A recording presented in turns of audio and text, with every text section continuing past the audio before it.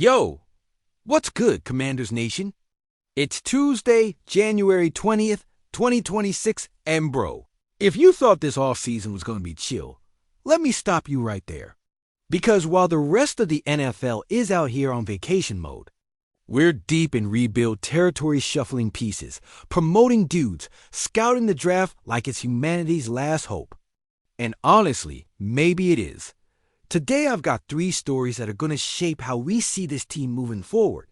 From some eyebrow-raising coaching staff moves, to draft prospects that could flip our defense upside down, and a free agency prediction that's got the fan base split right down the middle. So sit back, smart traveler, because this one's gonna be wild. And before I forget, fam, if you're new here or just vibing with the content, hit that like button, subscribe to the channel, and check out the full playlist I've pinned in the first comment. You'll find everything you need to. Stay locked in on the Commanders' tactical breakdowns, news, rumors, all of it. Let's get into it. Bro, we're starting all hot because this one's got everybody talking. The Commanders just promoted Darnell Stapleton from assistant offensive line coach to full-on offensive line coordinator, and Shane Tubb from offensive quality control to assistant OL coach. And yeah, before you ask, Shane is the son of Dave Tubb, the legendary special teams wizard from the Chiefs. But that's not what's got folks scratching their heads.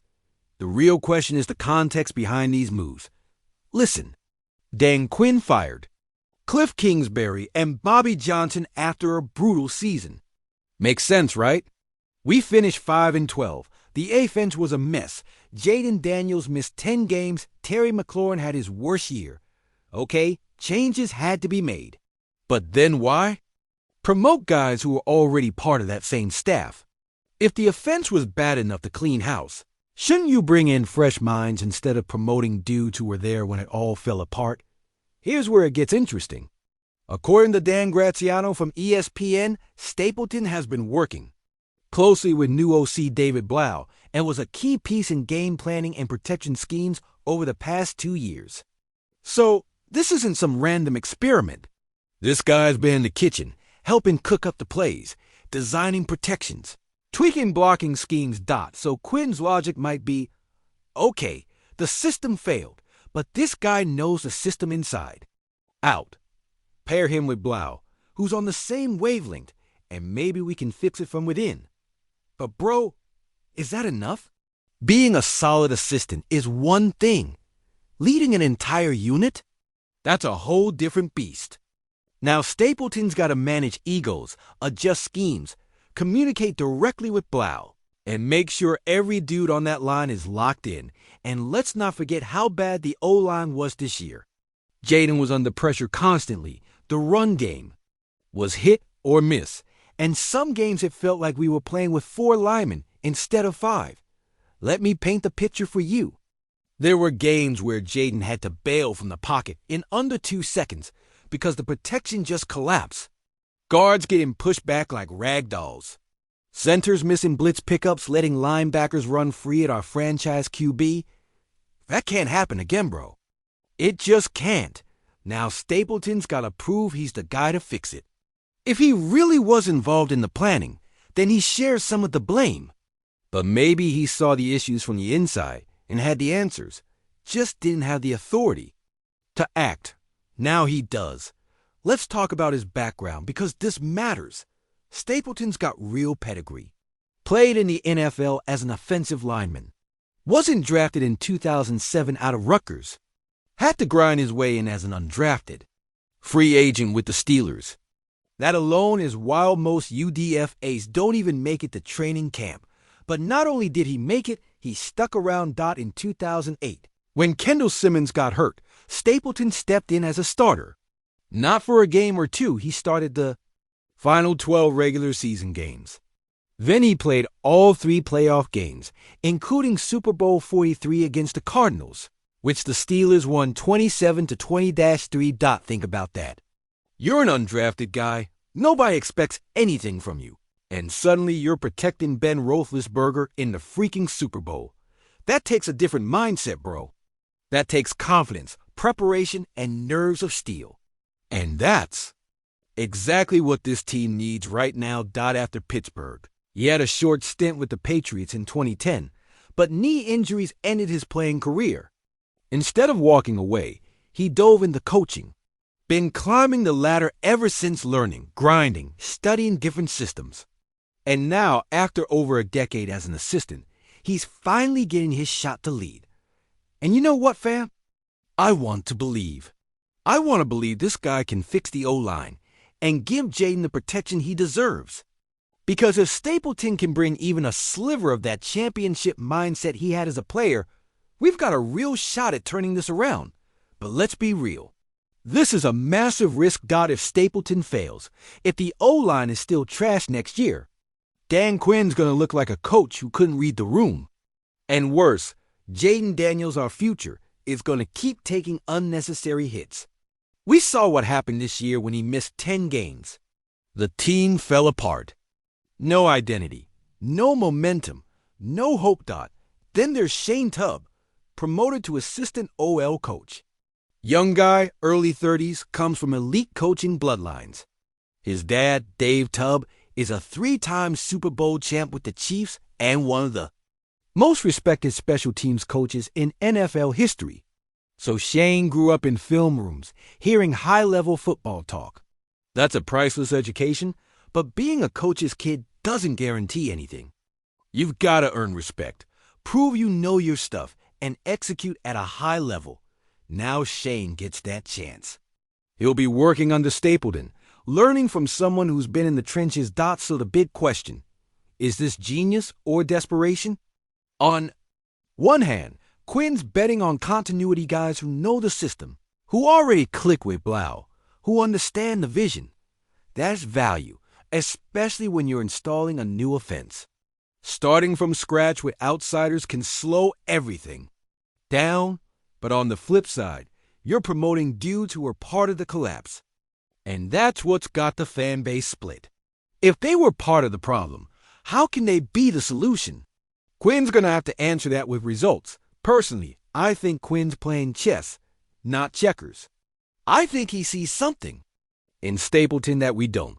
I think he believes this guy can execute Blau's vision and fix what went wrong. But this is an all-in move. If it works, Quinn looks like a genius who spotted internal talent and gave it the spotlight. If it doesn't, well, you know how that story ends. Quinn probably doesn't survive another disaster season. One more thing, an FL reporter Inigo Mastorena pointed out that Stapleton and Blau are totally aligned on blocking schemes and offensive philosophy. That's huge. If your OC and OL coach aren't on the same page, everything falls apart. But if they're cinched up, speaking the same language, understanding each other's vision, that's how you build something special. That's how you get an offense where every player knows their assignment, where protections adjust perfectly, where the run game complements the pass game. And that, fam, gives me hope, because football is a game of details, of communication, of execution. And if Stapleton and Blau are truly in sync, we've got a shot to fix this offense and be competitive again. So yeah, it's controversial. Yeah, people are talking. But I'm giving Stapleton the benefit of the doubt. I'm betting on a guy who's already proven he can win when the odds are stacked against him. Because what the Commanders need right now is championship mentality, and Stapleton's got it. Now he just has to show it on the field. All right, bro. But hold up, because what's coming next is even crazier. If you thought internal promotions were the only headline, think again. The draft is right around the corner, and there are 3 Indiana players who could completely reshape our defense. And before we dive in, fam, if you're feeling the content so far, don't forget to check out the full playlist in the first comment. I've got deep dives on every position, tactical breakdowns, and everything you need to know to build a winning team. Let's go. Fam, if you watched the national championship game between Indiana and Miami, then you already know what I'm about to say. The Hoosiers pulled off a wild 27-21 win in a game nobody saw coming. And while Fernando Mendoza got all the headlines as the star QB, I was watching something else. I had my eyes on three dudes who could be absolute game changers for the Commanders. D'Angelo Pons, cornerback, Mikael Kamara, defensive lineman, and Pat Coogan, center. Now I know what you're thinking. Bro, why are we talking about Indiana players? They weren't even ranked at the start of the season. And yeah, I get it. But let me break it down. This Indiana squad went from mid-tier to national champs in one season. That doesn't happen by accident. That happens when you've got dudes with grit, hunger, and something to prove. And that's exactly the kind of energy we need in Washington. Let's start with D'Angelo Pons. This guy is different, bro. He's 5'9", not a giant, but his football IQ and reaction speed more than make up for it. In the title game against one of the most explosive offenses in college football, Pons was targeted 7 times. Know how many catches he gave up? 2. Just 2 for 22 yards. And he kept Malachi Toney, one of the top receivers in the country, out of the end zone. That's elite coverage, fam. And it wasn't just the stats. It was how he played. Miami's offense is built to torch secondaries.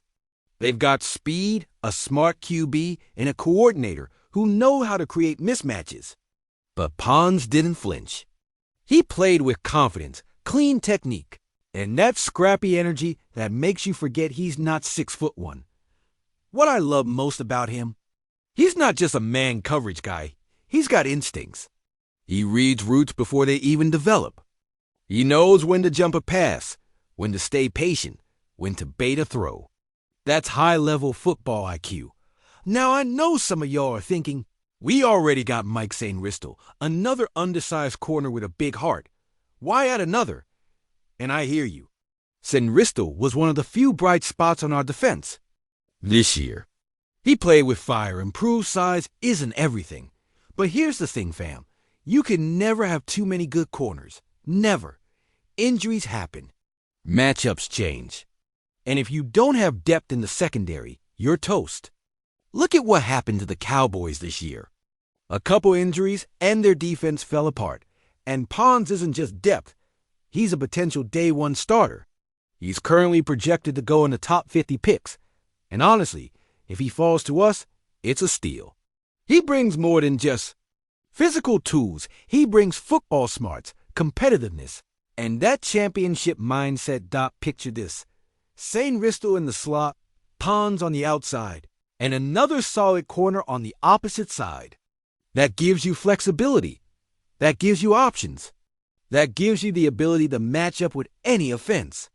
And with the QBs we face in our division and potentially Mahomes in the playoffs, we need all the help we can get in the secondary. Now let's talk about Mikael Kamara. This dude is a straight-up problem for offenses.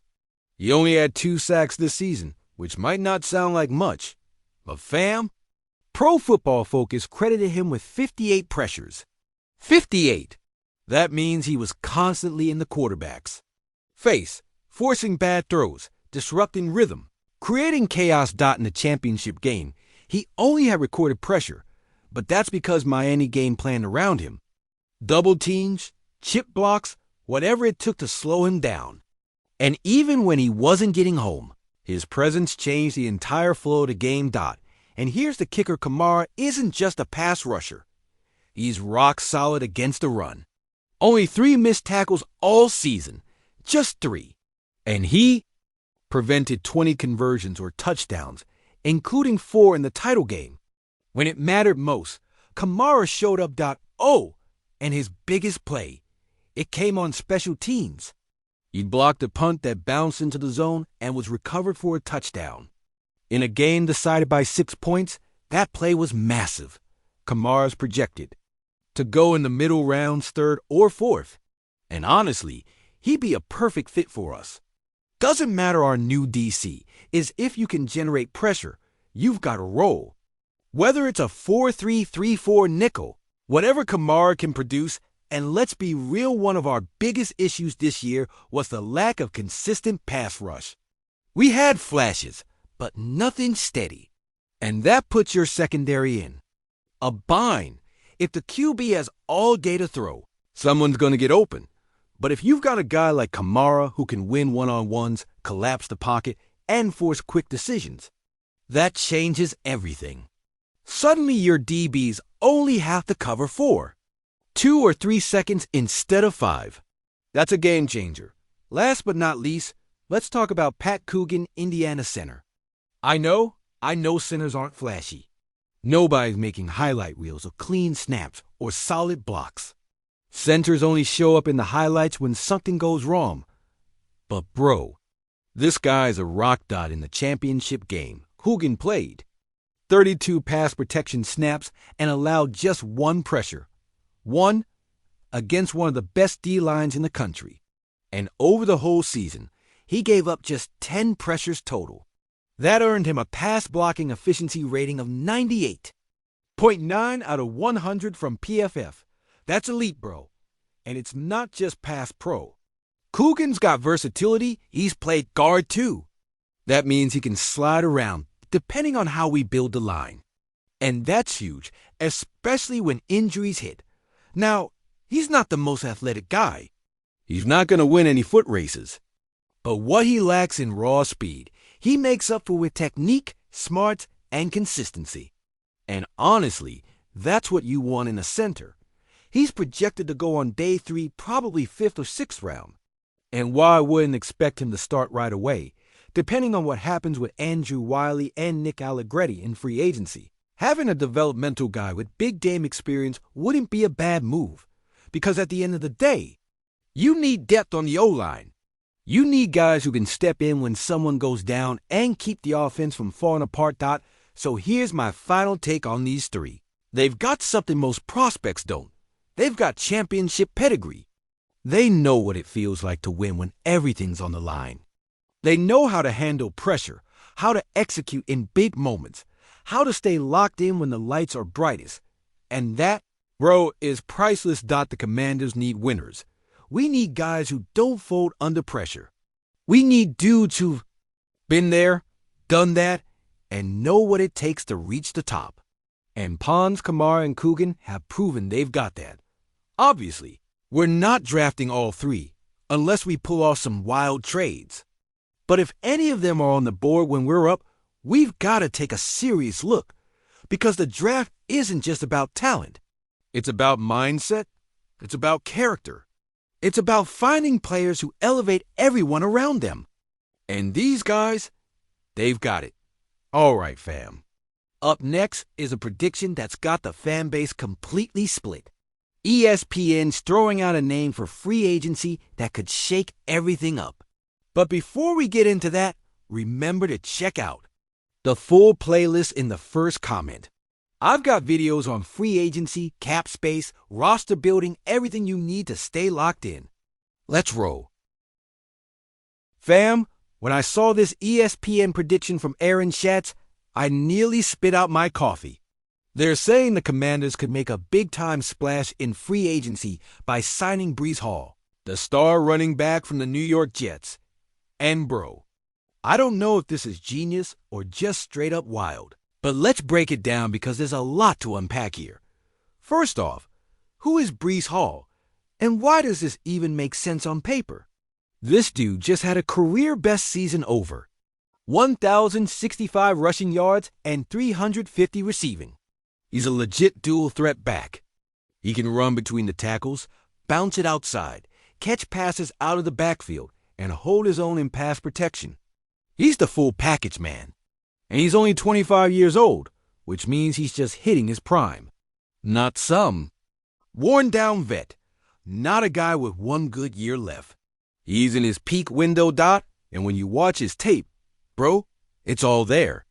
Vision, burst, balance, top-end speed, soft hands, and the ability to make something out of nothing. He's the kind of back offensive coordinators dream about because you can use him in so many ways. Now, why would the Commanders even need a guy like Breece Hall? Because our backfield this year? Straight up chaos. Jaquarii Crosky-Merritt, the rookie we were all hyped about, didn't pop the way we hoped. He had some flashes, sure, but he wasn't consistent. He wasn't that dude you could hand the ball to 20 times and trust to move the chains. Chris Rodriguez Jr., same story. Some solid games, but nothing that screamed franchise back. And because of that, we ended up ranked 23rd in run offense DVOA. That's bottom tier, fam. That's not going to cut it, especially when you've got a mobile QB like Jaden Daniels, who could thrive with a real run game behind him.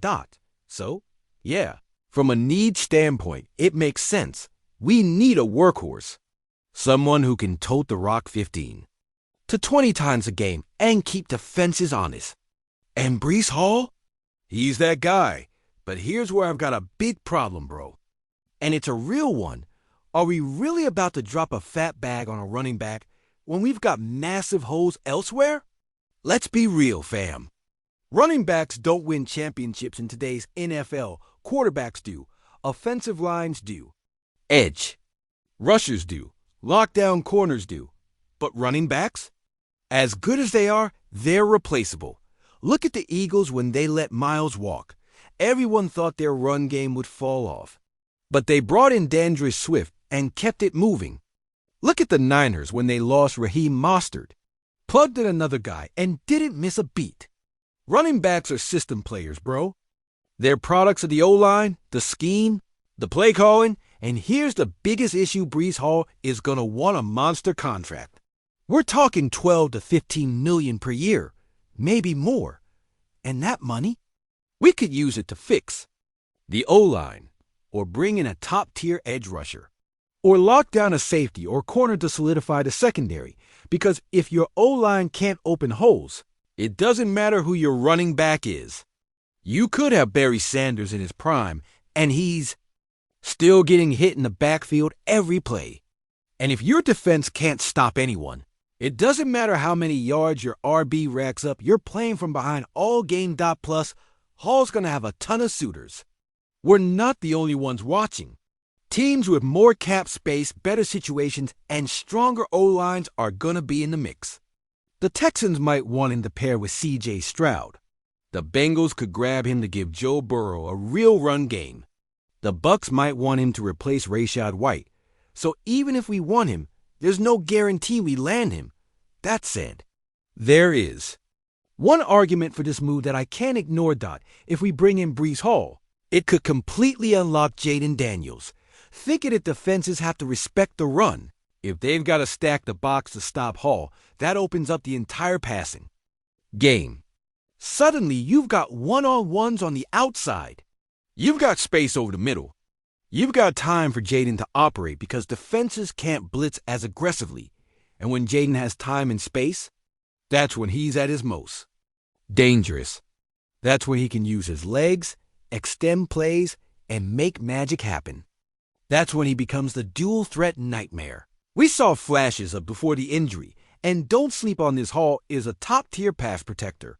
He can ID blitzes, pick up linebackers, and give Jaden that extra second to find someone downfield. In a league where pass rush is king, having a back who can block is huge. So here's my final take, fam. I'd love to see Breece Hall in burgundy and gold. I think he's a baller. I think he'd instantly elevate our offense. But only if the price is right. Only if we're not sacrificing other critical needs. Because we need balance. We need to build a complete team, not just stack talent at one position. And honestly, I think this is more smoke than fire. I think ESPN is just throwing names out there to stir the pot. Realistically, we're probably going to go cheaper, maybe draft a back in the 3rd or 4th round, or sign a vet on a 1-year deal to compete with our young guys. But hey, if it happens, if we really do sign Breece Hall, I'm complaining. Breece, all behind a revamped O-line with Jaden Daniels doing his thing, that could be beautiful, fam. That could be the kind of offense that puts fear in defenses across the league. All right, fam. That's it for today. 3 stories, 3 totally different angles on how the Commanders are trying to bounce back from a rough season. We've got internal moves that might be genius or might be desperation. We've got championship caliber draft prospects who could reshape our defense. And we've got a free agency prediction that's got the fan base split, but will be wild if it actually happens. And you know what, bro? I don't know how it's all gonna play out. I don't know if Stapleton's going to be a genius or a flop. I don't know if we'll draft any of those Indiana guys. I don't know if Brees Hall ends up in D.C., but I do know this offseason is gonna be wild, and I'll be right here breaking down every move, every rumor, every twist dot, because that's what we do, fam. We're Commanders Nation. We've been through decades of mediocrity, bad decisions, wasted seasons. But we're still here, still believing, still fighting. And one day, we're getting back to the top dot. So if you like this video, hit that like button, subscribe, and turn on the bell so you don't miss a thing. And don't forget to check out the full playlist I pinned in the first comment. Deep dives, tactical breakdowns, free agency, draft previews, it's all there. And let me know in the comments, do you trust Stapleton to fix the O-line? Which Indiana player do you want most in the draft? Would you go all in on Brees Hall or spend that money elsewhere? I want to hear from you, fam. I want to know how you would build this team. Catch you tomorrow with more news, more analysis, and more hype. Because this is just the beginning, bro. The offseason is just getting started, and it's going to be full drama, surprises, and decisions that shape the future of this franchise. Hail to the Commanders, fam. Let's get it. See you in the next video.